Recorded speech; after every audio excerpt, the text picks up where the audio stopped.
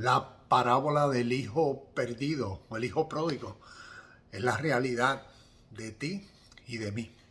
Una historia significativa que revela la naturaleza interna de cada ser humano en estos dos hijos y la actitud que uno tiene hacia la vida, hacia el espíritu de vida, hacia la realidad que llamamos Dios, que está dentro del ser humano, que entonces demuestra la ignorancia que tenemos y cómo el hijo se va a través de su naturaleza egocéntrica, se va hacia lo exterior a buscar los placeres y deseos de la vida. Y en esa forma es como rechaza al espíritu de vida de Dios interno por su ignorancia de esa realidad y por la ilusión que la vida presenta allá afuera a través de placeres, a través de manzanas, a través de riquezas, a través de experiencias, a través de felicidades, a través de todo lo que el mundo puede ofrecer momentáneamente, que motiva a esas emociones internas que crean esas llamas, esos impulsos, esos deseos, esas emociones y sentimientos que nublan, que ciegan el intelecto. Y entonces es inevitable que uno por los sentidos salte, vaya hacia la acción. Vaya entonces, como nos dice la historia, a rechazar a lo que en la historia representa el Padre. El Padre es el Espíritu de Dios dentro del ser humano, que entonces el ser humano lo rechaza con toda acción, con toda palabra. Diariamente el ser humano está rechazando la verdad, la justicia, el bien. Y entonces por eso vemos esta historia como lo pone en una forma simbólica, una alegoría, que entonces cuando uno mira lo que los símbolos representan, es significativo porque está hablando sobre nuestra vida interna, la vida espiritual, y entonces las realidades que suceden.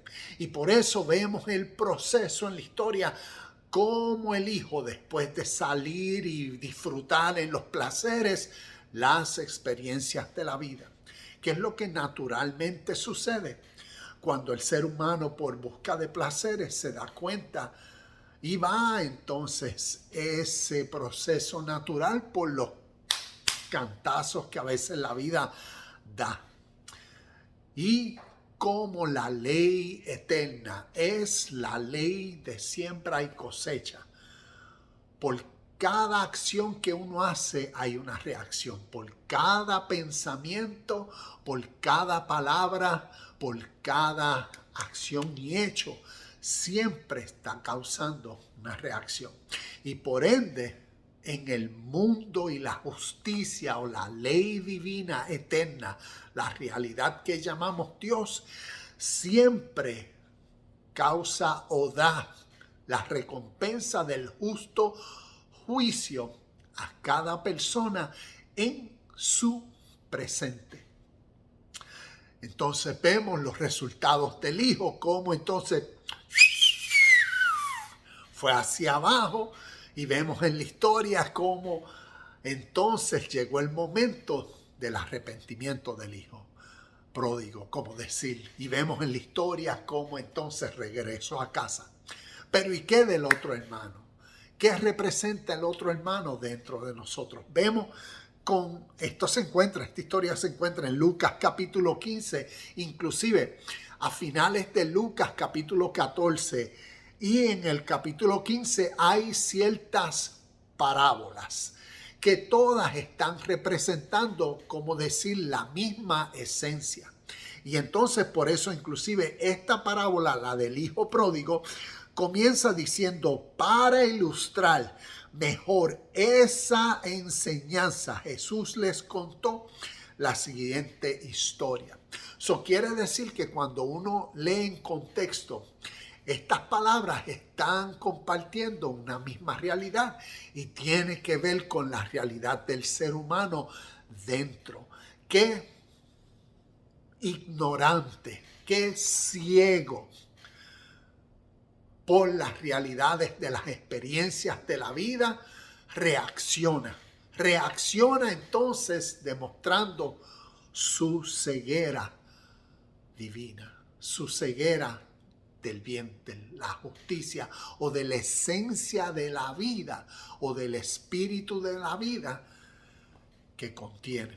Y por eso entonces Jesús a través de parábolas vino a demostrar tal realidad para que entonces cada uno de los oyentes extraera de sí mismo esa realidad que llamamos reino de Dios, reino de los cielos, una realidad espiritual que está simbolizando las cualidades, las virtudes, los atributos que Dios contiene como esencia espiritual están dentro de cada uno de nosotros. Y entonces al clarificar esa realidad en nosotros y a crecer en el entendimiento de tal verdad que reside en nosotros y a través de los días, las actividades, cada experiencia, poner en práctica para extraer, para manifestar esa realidad que es entre nosotros, entonces vamos demostrando nuestra unión con tal reino de los cielos, haciendo nuestra realidad en el presente una vida celestial, porque estos atributos no se encuentran allá sobre las nubes, sino están compartiendo principios en una forma metafórica espiritual que son la realidad del presente de quien lo entiende y por eso lo vive, lo manifiesta, lo practica. Entonces, tal realidad estaba presente en la vida del segundo hijo.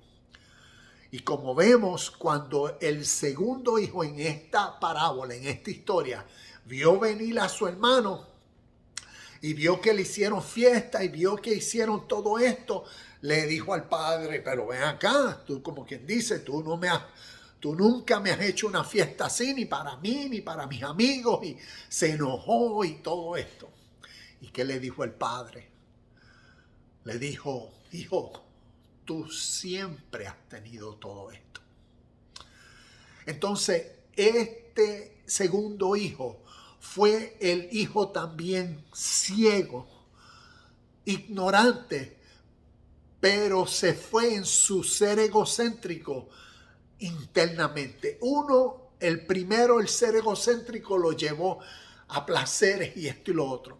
El segundo, el ser egocéntrico, lo llevó internamente en el sentir que demostraba su ignorancia de la realidad, de la abundancia que contenía.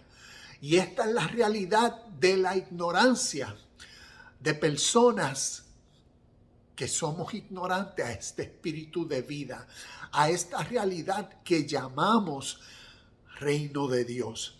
Porque a través de nuestra religión o tradición puede ser y creer que estamos en nuestro presente esperando que algo futuro pase para que todo lo bueno, lo supremo, lo perfecto, lo ideal suceda.